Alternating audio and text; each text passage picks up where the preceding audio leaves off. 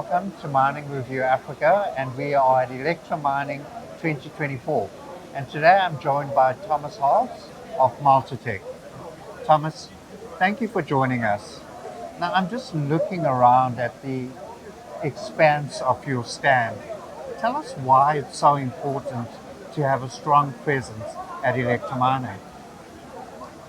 Yeah, look, this comes from a long time ago. 50 years ago when Electra Mining started, our business started, we saw this platform as a hugely important one for us. So we have been here every show from the beginning.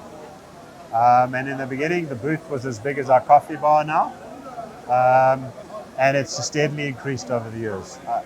We have to be here. I think if we weren't here, we'd have more questions about what's happening to Multotec. So we made ourselves built a reputation around a strong presence here, showing innovative products, showing some of the new ideas. Obviously, a lot of the ideas that we come with are R&D type of product lines where we want to engage with clients, we want to work with them together, and this is a wonderful platform. And then clearly, it's a networking one, right? We have as many suppliers and competitors come and talk to us because we're all here within immediate reach of each other, and it's a nice time just to share at who's doing what, where are we at the moment. The industry's tight at the moment, so I'm amazed that this year, where a lot of companies are struggling, there's such a big presence, and it's I think a positive sign for the industry, and we're quite excited. I think there's a sense of something's happening, despite the fact that the year for us particularly has been quite slow. Okay. Now, Thomas, I mean, you're talking about what you are seeing at Electra Mining, but let's move to the mining sector itself. What are the trends that you are seeing, particularly in the minerals processing sector? Yeah, I think, the mining industry by its nature is conservative. You don't build a mine for 5 years or 2 years, you build a mine for 20 or 30 years. So those kind of developments and the trends are evolutionary. At the same time, we know the resources cycles, and we're sitting currently a little bit of a tough time. The diamond guys are crying, platinum's struggling, and we know it. I mean, unfortunately also for the mines, they've had to let a lot of people go. Gold is doing extremely well, but that's also because of the macroeconomics. So we try and obviously key into those cycles. And ironically, when times are tight for the miners, they've got to push tons. So then we need to even be more present as a supplier of particularly wear products or consumable products. But, trends as far as 4IR, automation, and just, efficiency and being able to, the challenge we have, not just in South Africa, but in Africa, is one of logistics, supply chains, getting the mineral to port. And we know that a lot of countries have been hoarding some of their minerals. We know the critical minerals are sought after. The lithium was sought after, currently seen a bit of a slump. So, every mineral has a little bit of a different story. We talked earlier about gem diamonds and industrial diamonds. They have their own dynamics that they've got to negotiate through. So, I mean, we're not immune to those, and we try and offer, our value proposition at Multotec is always to offer value, not just to sell equipment. And value in terms of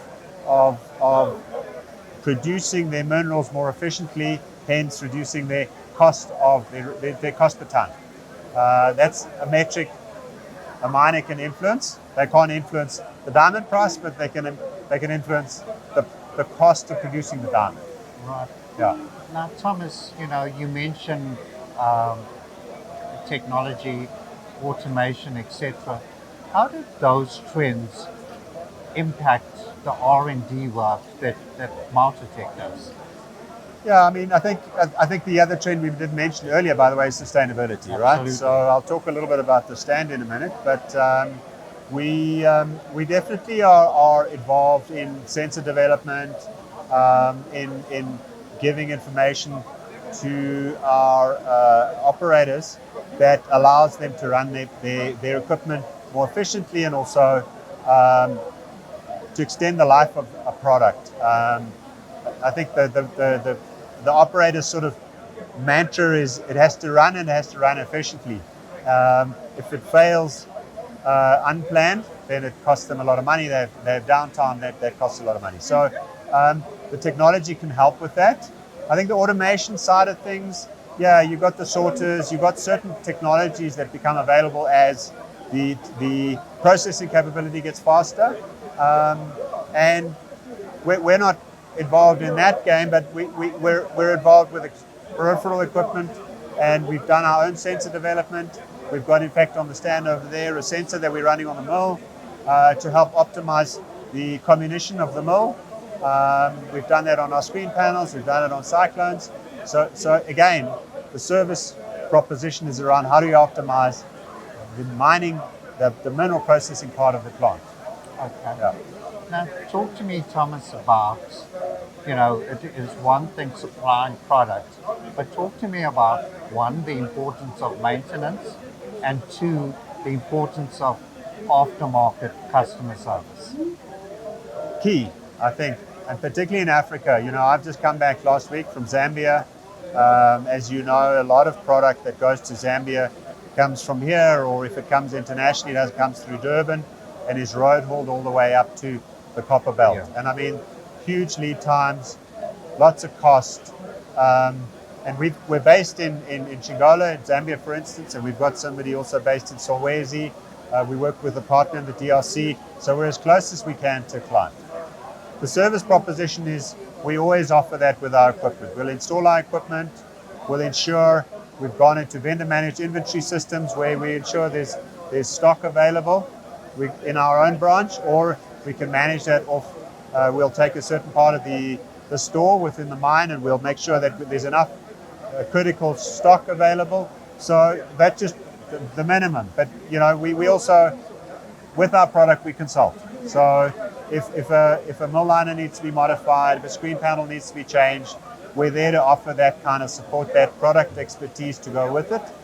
And as you probably know, some of those areas, especially you go into West Africa, Burkina or Mali, they're hard places to get to, not easy to travel. Yeah. And we'll go and do an inspection on the mills to ensure that their mill is, and they're not getting an unpredicted failure, and they're ready with the second set of mill liners before they need to replace. So those are all quite basic. And we, as a South African-based manufacturer, we understand the African environment. We also don't show up, let's say, in Botswana. We got a great example of, we work with the local communities. The model here we practiced, and we have an edge to a more developed, a company that comes from a developed market, because they just look for a warehouse and they're going to sell. Or whereas we go and we say, okay, well, we're in the community here. We want to be part of them. We want to partner with them. We want to share we want to upskill some of their people. So we want to work with their local service providers. So we embed ourselves in that community around that mine, not just to offer the service to the mine, optimizing their products that they use, that we sell them, but also to be part of that community. So, we take a holistic approach, and I think that's worked for us. The pressures of local ownership, and the same we've had here in South Africa, we see now in Botswana, we see it elsewhere. But if you embed yourself into the community, we're there to offer work for local people. We subcontract to local communities, and in Tet, for instance, we have quite a big branch there, and we offer, and none of those branches are the same, right? They are custom made to what that particular need, the mine's needs are. So, for instance, in Mozambique, we do HDPE piping because there's a need. We have a capability, and we even work with a local supplier in South Africa to do that. We could even extrude the pipe in that market. Right, so we bought a company many years ago in Zambia, and they did crane hire. So for many years we were a crane hire company in Zambia. Wow. So and that's now been oversupplied. So we sold the cranes off, and we refurbish the odd screen, we refurbish the odd cyclone. So we do, and we're building a competence around what we have on the ground and what the mine needs. Absolutely. Now, Thomas, earlier you mentioned sustainability, and I want to ask you, How are you ensuring sustainability in your customers' operations? But most importantly, what are you doing to ensure sustainability within Multotec itself? Yeah, I think it's a buzzword. I mean, we talk sustainability, it's a big word. So first of all, Multitech's now just over 50 years old. Yes. So we believe we've proven that we're here to stay. And sustainability for me is also, we play the game for the long haul. We don't play it for our next annual budget or our next 3-year planning cycle. So we're building a business for as long as the mining operation is functional. We will be there to service and uh, uh, improve and assist in efficiencies on the mine site. So sustainability for us has many layers to it, right? So we know clearly the elephant in the room, mining is not sustainable. Absolutely. But that doesn't mean we can't operate sustainably. Yeah. So we will take a lot of our equipment back, refurbish it. So our cast iron cyclones, they go back to be smelted, and we can put them back into new cyclone. Ceramic lining, we will do a reliner, a cyclone casing. So we will not just, we will reuse, we will repurpose, and we will recycle if we can. So maybe just to what I said earlier about the stand here, and the stand is something we place a lot of pride and effort in, and a lot of money, but it's this time it's made out of cardboard. Wow. And every single one of these panels is cardboard. And if you want to, you can just mulch it up and recycle it. Or the idea is that you can make desk tables for students that in the township houses. So so it can be repurposed. So the idea is that we've got a great stand builder who we've collaborated with over years, and they've offered us this. I mean, the structure behind is there to support that, is reused, but the paneling itself is totally reusable. And then a lot of the signage we will use in our own offices or in a branch or whatever. So we built the sustainability theme into this stand, and we try and obviously make sure that our product is as reusable. You know, we're looking at the future of the plastics industry is to go into cellular plastics rather than carbon fuel plastics. And I mean, steel you can repurpose, you know. So there's many things to sustainability to talk to. I mean, and obviously to people and skills. Okay. Now, Thomas, I want to focus on the company. Have there been any new developments, not just in South Africa or Africa for that matter, but also overseas as well? Yeah, so as you see on the stand, we collaborate with some of our sister companies, Seep Technic, Tima Process. So Marto, which is a sister company that we have a shareholding in, they're a German company that is global on the belt placing equipment. So we're trying to build this collaborative model with not just sister companies, but in the industry. What's exciting for me is we're going through a bit of a restructure to set Multotec up to be more of a global player. And we've consolidated more of our management structures within South Africa to build a good, strong South African management team, and then create a product support silo, which has the technical resources to support our global businesses. So our product specialists that need to go on site, that need to evaluate the opportunities, that need to help the local branches, they've been set up now. They're not sitting in a South African business. They're sitting as a support business to South Africa being one of the territories, but our other territories. You know, a good portion of our business, more than half, is now outside of SA, and we're very excited that we've just established a factory in Brazil. There's huge opportunities for us there, but the skills that we offer there have to come currently predominantly out of our South African base, but over time we're building a sampler capability in Chile. So we've got some very good sampler people to help us support our sampler products globally out of Chile. So we're building sort of a multinational platform, although we're far away from being a multinational in the true sense of the word, and we're giving the multinationals a bit of a run for their money. Run out of South Africa, proudly South African, and I think, you know, we need to own our capabilities. We have a lot to offer the world in this country, and our company is not an exception. I think I did the maths the other day where I was reading about, how much has a company grown since '94. Yeah. And I mean, in dollar terms, we've increased our revenue tenfold. Wow. So, and a lot of that business has gone onto the international stage. We're very proud to be part of that. So I don't see any reason why an African supplier can't become a global player. And we just, I mean, the multinationals generally are either based in Scotland or in Scandinavia or the US.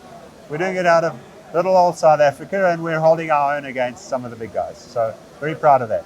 Absolutely, and it's something to be proud of. Yeah. One final question, Thomas. You talked about collaboration. Tell me why it's so important that companies, as well as other stakeholders in the mining sector, collaborate for not just the benefit of their their customers, but also for the sector as a whole. Yeah, so collaboration is one of those buzzwords, like sustainability. We throw it in the room because it sounds good, Yeah, but how do we interpret? How do we understand that? And one has to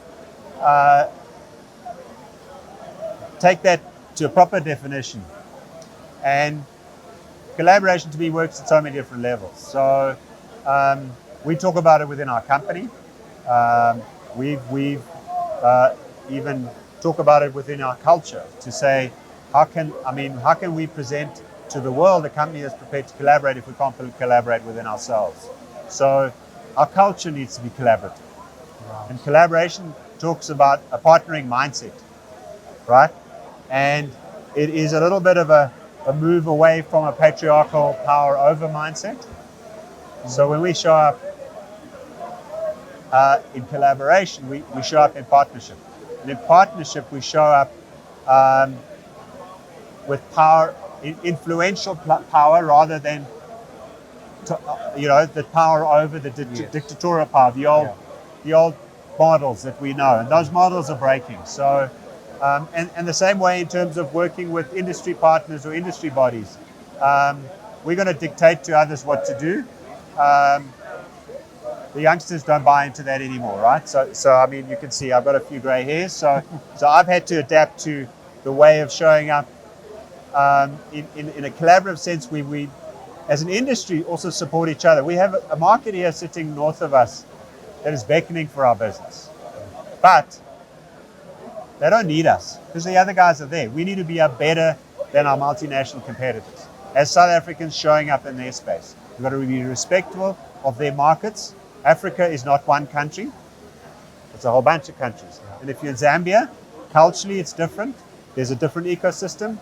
You cannot show up and start saying, let us show you how to do things. So that's the patriarchal colonial mindset that we need to shift to. So we've got to decolonize the industry.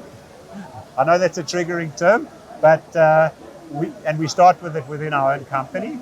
And the industry bodies must talk to each other because, we're a relatively small economy playing against big players that sometimes have a lot more resources behind them. That doesn't mean we can't compete. Absolutely. But when we play the game to support each other, and this is not about competitors doing something that the Competition Commission doesn't like. This is about how do we stand shoulder to shoulder when we start developing other markets. We're hearing the Africa Free Trade Agreement being spoken about, and that's a long journey, but we believe that is what we need. We need to be doing business with each other, with our neighbors and our neighbors' neighbors. That's where I think the opportunity lies. The minerals are there, the mining opportunities are there, we have the capacity to operate them. We don't have to wait for the Chinese and Australians to show us what to do. We can do it equally well with our African neighbors, and I'm here to play a role as far as we can and support that.